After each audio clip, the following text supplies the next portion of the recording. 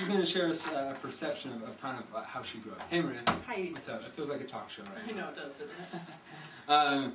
So, you had a mug or something. I know, just the thing. So, describe the environment in which you grew up in for everybody else. I grew up in a really loving household. I'm the youngest of 5 kids.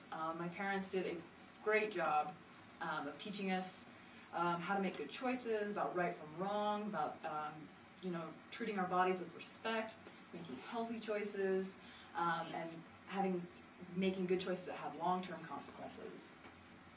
Yeah, so it was, in that home, did you ever talk about pornography? No, it actually never came up. Why not? I think that it probably didn't come up because this was, 20 years ago when I would have been age appropriate for the conversation.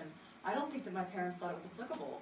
I think that they thought, we're teaching her to make good choices, looking at porn is a bad choice.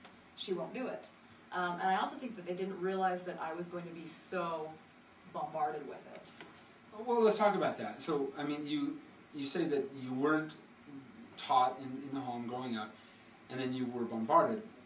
What do you mean bombarded? At what point did that play a role? I remember, I clearly remember the first time I ever saw pornography. I was 11, so I fall right into the statistics. And kind of like what you said, it wasn't just like, oh, I found a picture in a magazine or something like that. I saw hardcore porn when I was 11. And kind of at that point, that was for me the moment that I had to make the choice. No one had told me, like, hey, heads up, this is what you're going to see, this is what you should maybe do about it. It does to you. Right, yeah, I had no idea that it might have some serious consequences. So I made the decision on my own that it kind of wasn't a big deal. It was just porn, it was just... Whatever. I didn't really think too hard about it, to tell you the truth. It wasn't until I actually got married. I got married when I was 21.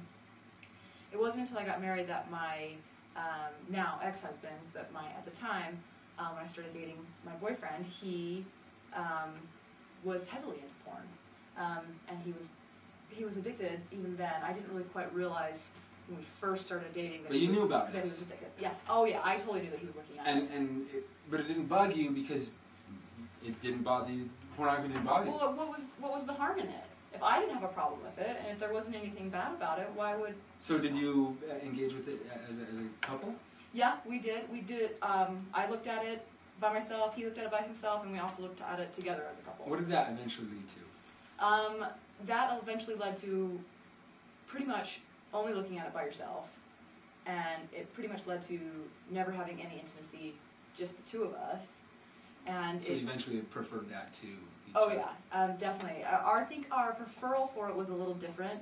His was very much like a gripping hold, and he was... An addiction. He was totally addicted. Mine was sort of kind of something almost like a backup plan. It was like, well, if you want to do that, I'll just go do this. But then eventually you preferred that because it was just... It was easier.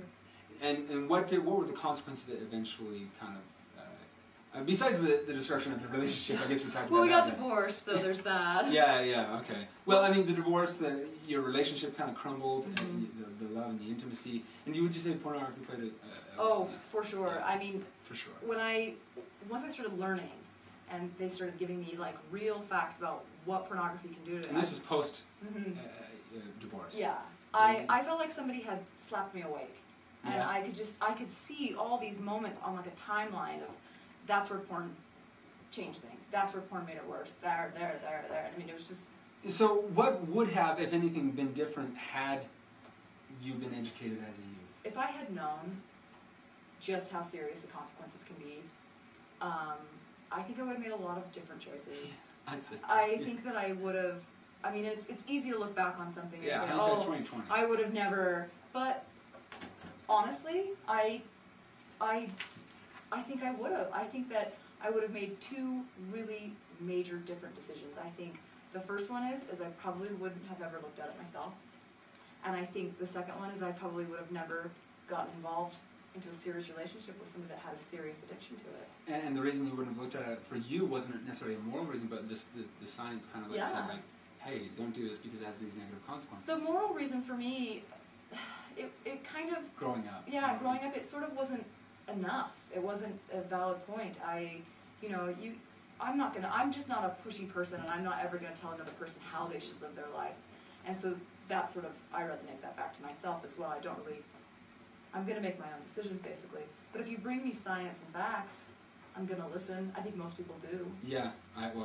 And we've seen that actually as we go out and talk. So do you think that it's important to educate young people in the home? Oh, for sure. I mean, I think that it's everywhere.